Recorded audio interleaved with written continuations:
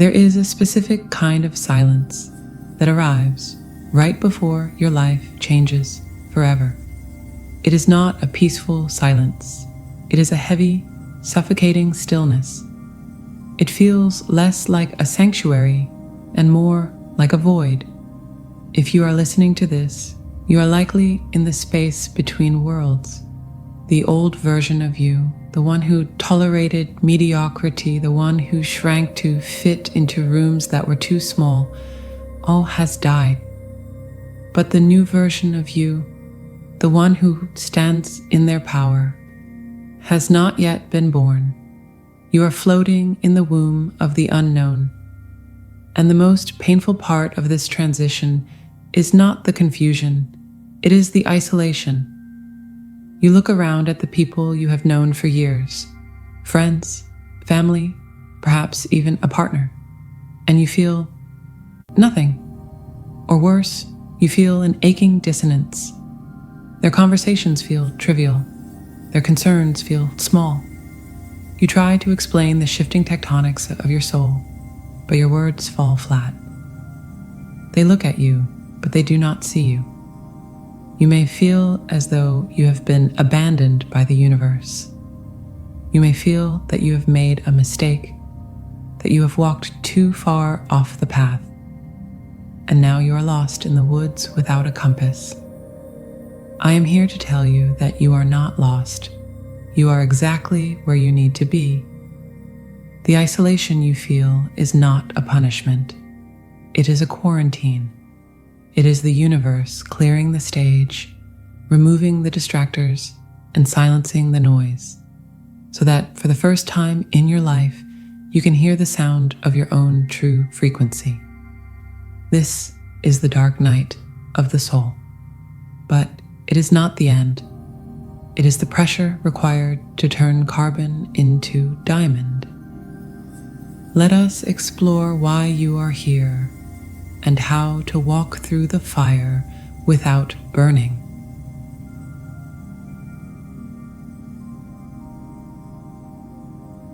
There is a cruel paradox on the spiritual path.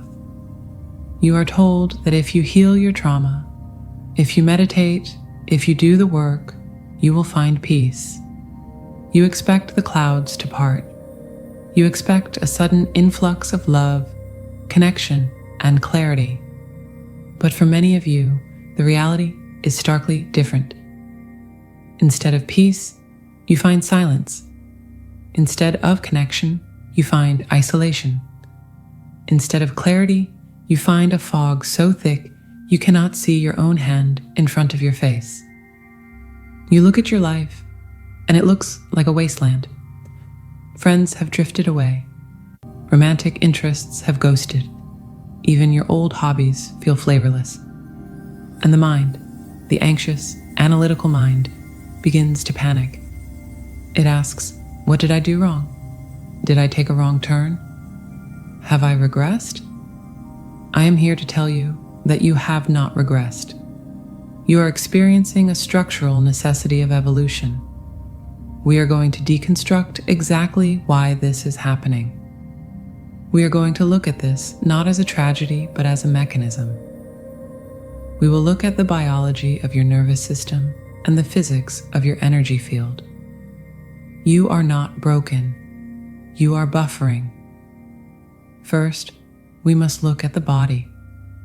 For decades, your nervous system may have been wired for survival. If you grew up in chaos, or if you spent years entangled with an avoidant soul, your baseline for normal was high stress. Your body became addicted to the cocktail of stress hormones, cortisol and adrenaline. You mistook anxiety for passion. You mistook unpredictability for chemistry. Now you have stepped back. You have begun to heal. You have removed the drama. But your nervous system does not interpret this peace as safety. It interprets this peace as boredom, or worse, as a threat. To a brain addicted to chaos, silence feels like the precursor to an attack. It feels like the eye of the storm. You are waiting for the other shoe to drop. This is the psychological withdrawal. When you feel lonely right now, it is often simply your body craving the dopamine hit of external validation. You are going cold turkey on the addiction to being needed, being chased, or being in a state of crisis. The void you feel is not empty. It is simply free of noise. But because you have never lived without the noise, the silence feels deafening.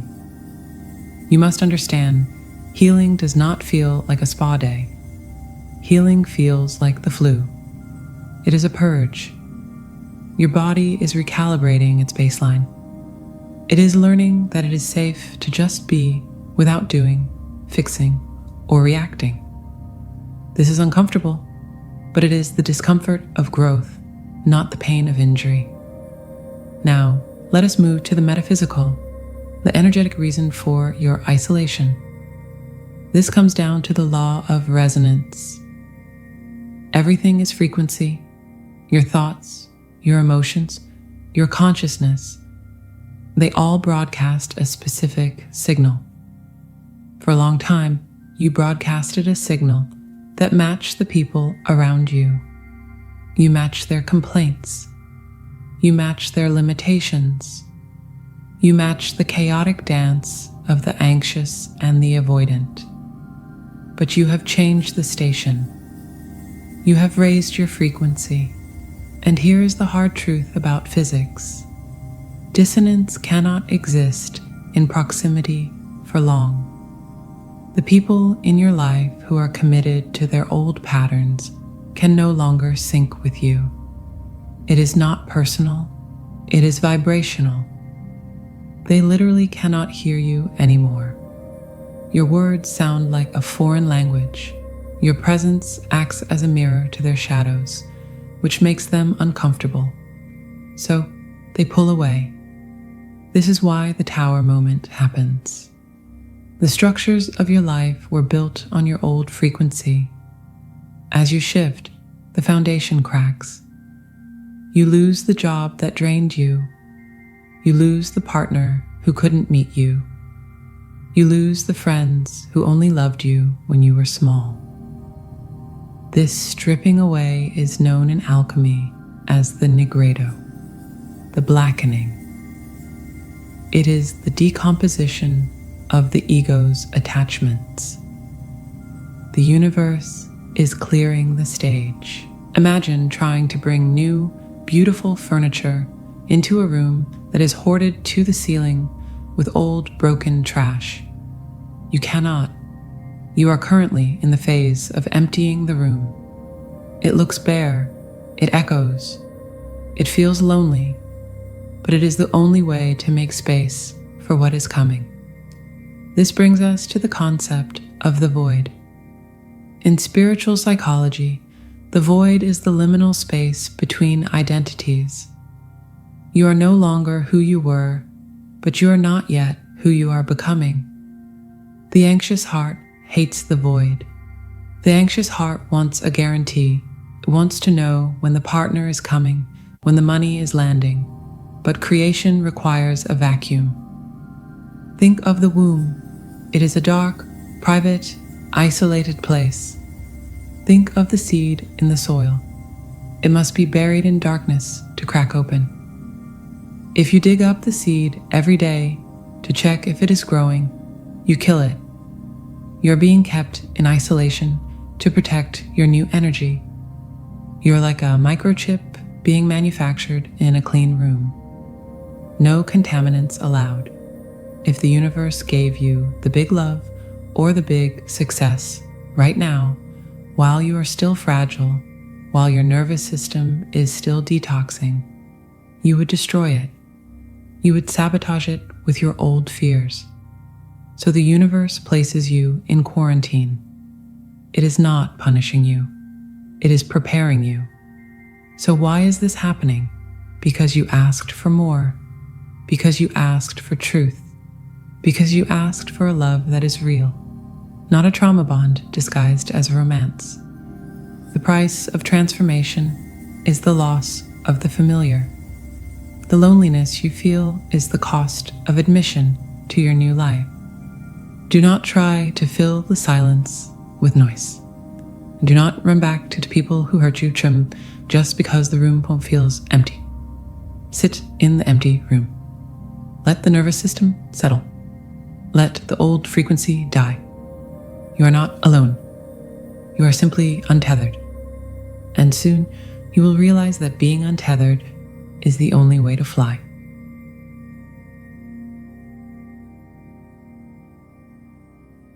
We must now shift our perspective entirely.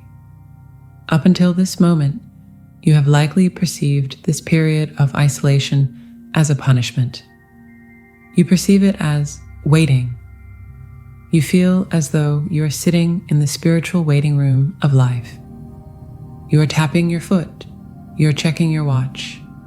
You are wondering when your number will be called. You are wondering when the union happens, when the career takes off, when the abundance flows. This perception of waiting is dangerous. It breeds resentment. It creates a low-level hum of anxiety that permeates your days. You feel that life is happening elsewhere, and you are stuck behind a glass wall, watching it pass you by. But I am here to offer you a different lens. You are not waiting. You are gestating. There is a profound difference between stagnation and incubation. To the untrained eye, a seed buried in the dirt looks like it has been discarded. It looks like it is dead. It is surrounded by darkness. It is motionless. But under the surface, a violent and miraculous transformation is occurring. The shell is cracking. The roots are reaching down to anchor into the earth. The sprout is pushing upward against the heavy weight of the soil. If you were to dig up the seed to check on its progress, you would kill it. You must trust the dark. To understand the mechanics of this phase, think of an arrow. Before an arrow can soar forward with velocity, precision, and power, it must be pulled backward. This is a law of physics. You cannot shoot an arrow by pushing it forward from a resting state. It requires tension. Right now, you feel like you are moving in reverse. You feel like you're losing ground. You may feel like you're regressing into old emotions or facing challenges you thought you had already conquered. This is not regression. This is the drawback.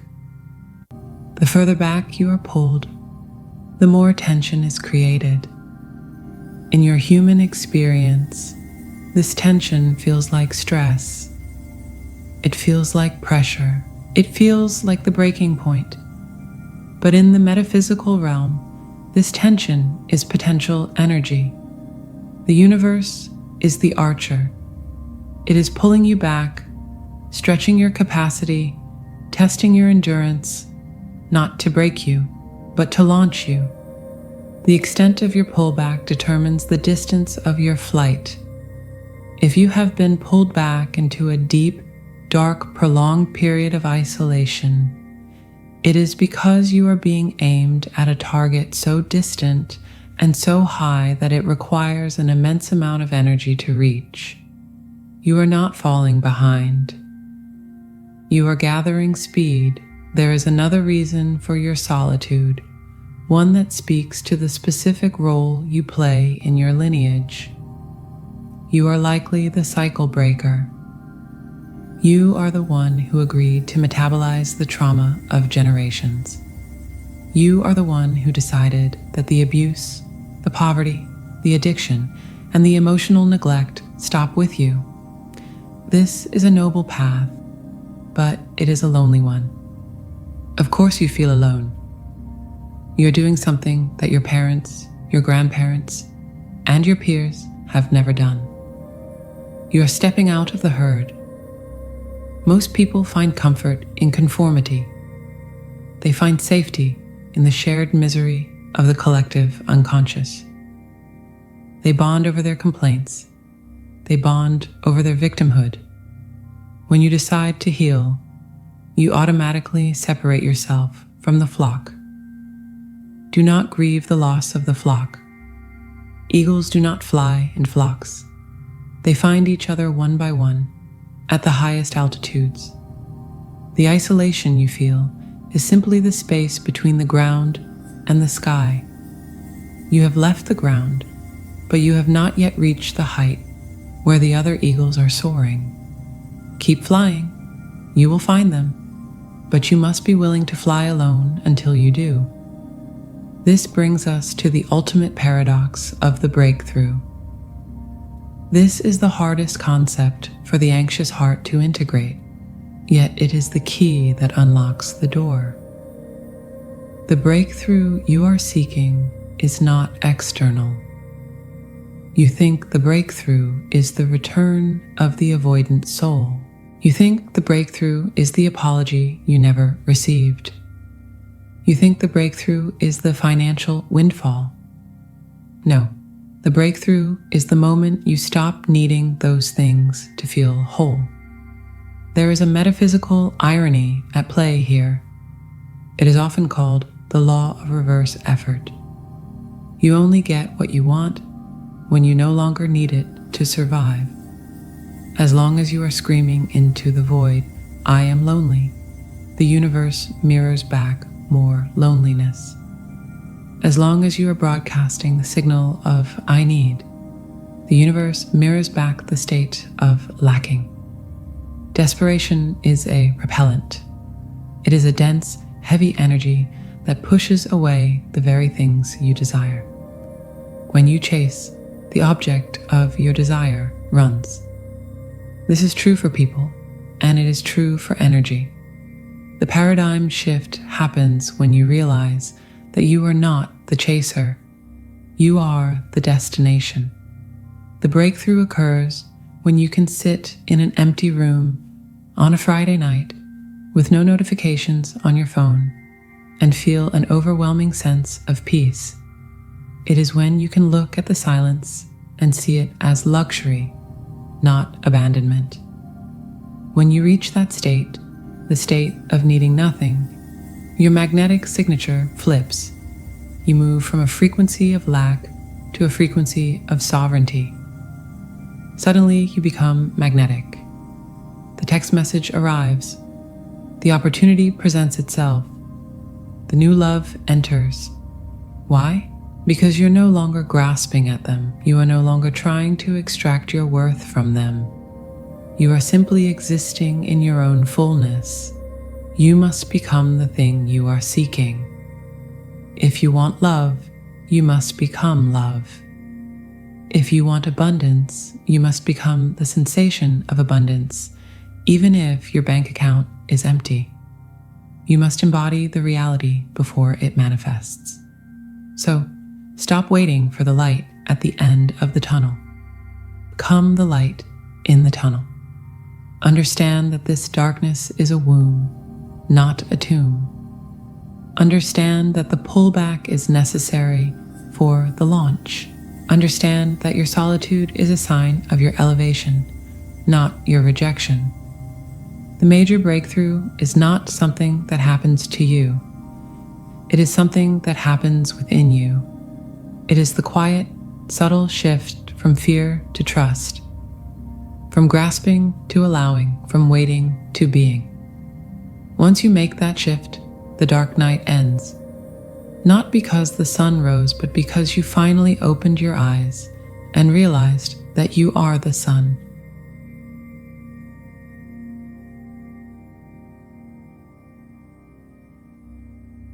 We have explored the darkness.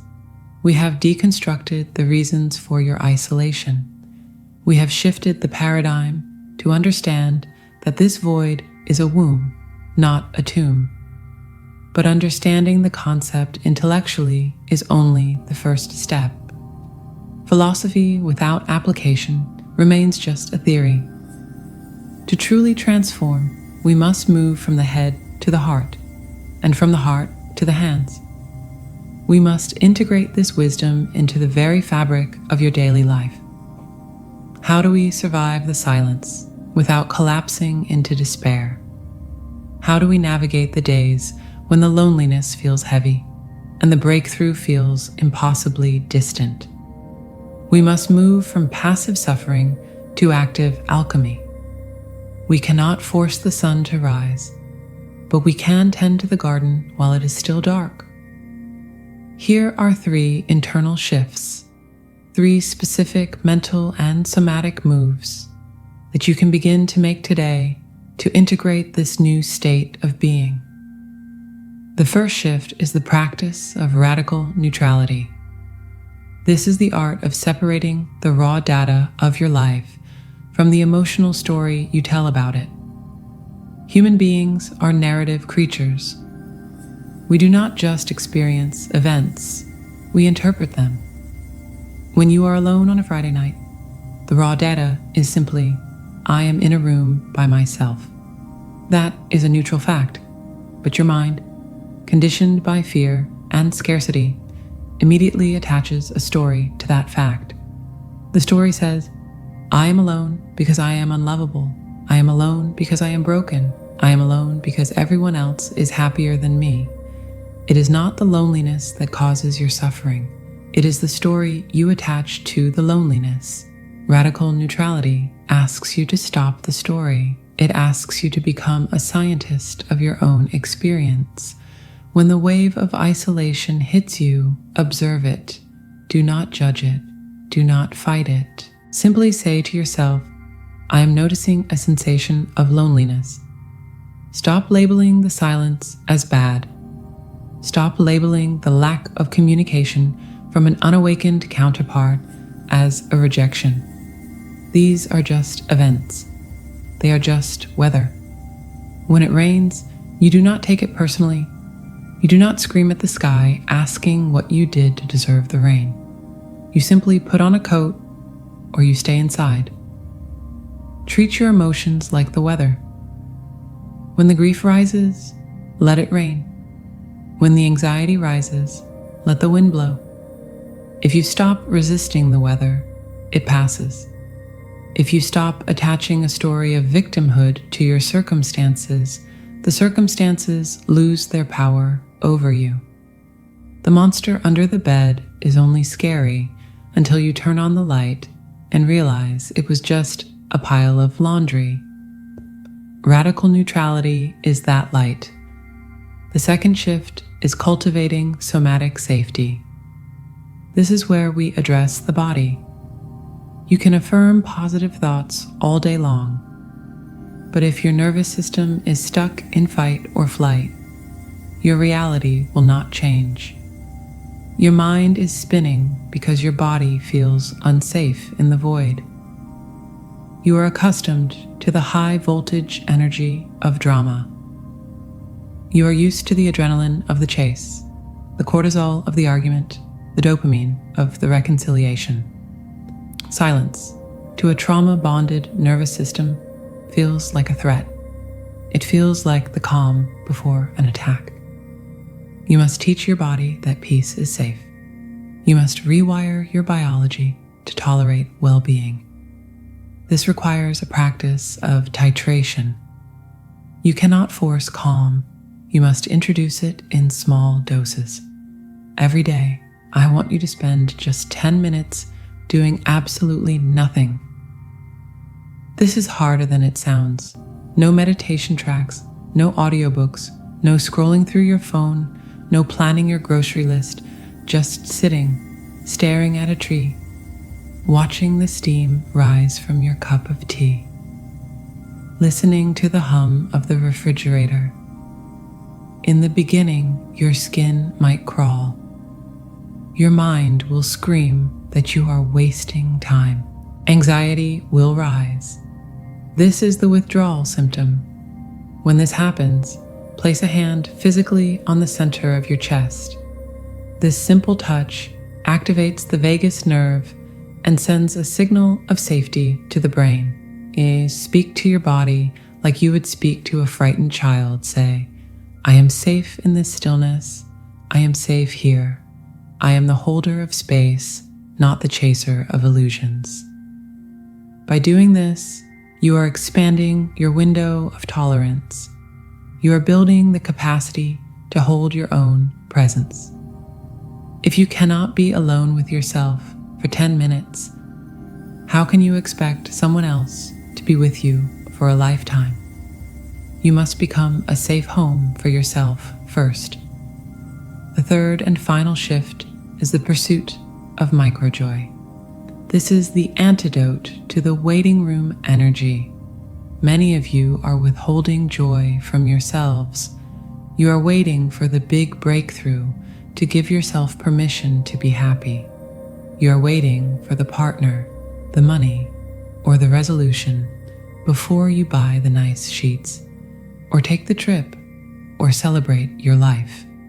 This is a trap. The large breakthrough is built upon 1,000 tiny moments of joy. Joy is a frequency. If you spend your days in a frequency of waiting, lacking, and pining, you are broadcasting a signal of, "I am empty." The universe, which acts as a giant mirror, will reflect that emptiness back to you. You must change the signal. Do not wait to be chosen. Choose yourself. Start romanticizing your life today. Buy the fresh flowers for your kitchen, not because someone is coming over, but because you live there. Wear your expensive perfume to the grocery store. Cook a beautiful, nutritious meal for yourself. Set the table, light a candle, and sit down to eat it with gratitude. This is not superficial. This is metaphysical warfare against the mindset of lack. When you treat yourself as the love of your life, the signal you broadcast changes instantly. You stop broadcasting, "I am waiting for someone to make me feel special," and you start broadcasting, "I am already special." This shift is magnetic. It changes your aura. It changes the way you walk into a room. You become a person who is full rather than a person who is hungry. A hungry person is easily manipulated. A full person is discerning. A hungry person chases. A full person attracts. These three shifts, radical neutrality, somatic safety, and microjoy, are the practical tools of the alchemist.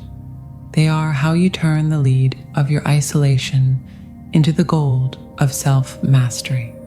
Do not underestimate them because they seem simple. The most profound spiritual shifts are often the quietest. It is not about the grand gestures. It is about the consistent, daily decision to view your life through a lens of wholeness rather than a lens of lack. You are building a new foundation. It takes time for the concrete to set. Be patient with yourself. If you fall back into the old stories, if you succumb to the anxiety, if you forget to find the joy, forgive yourself and begin again.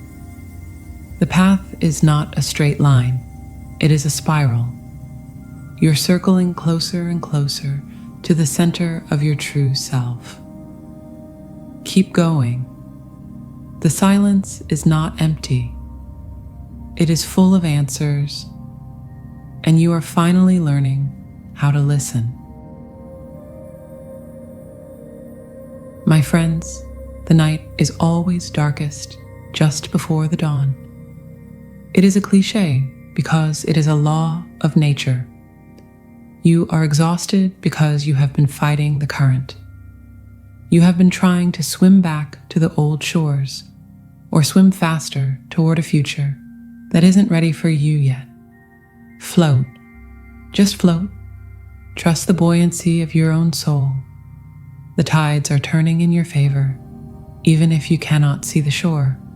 The breakthrough is coming, but it will not arrive because you fought for it.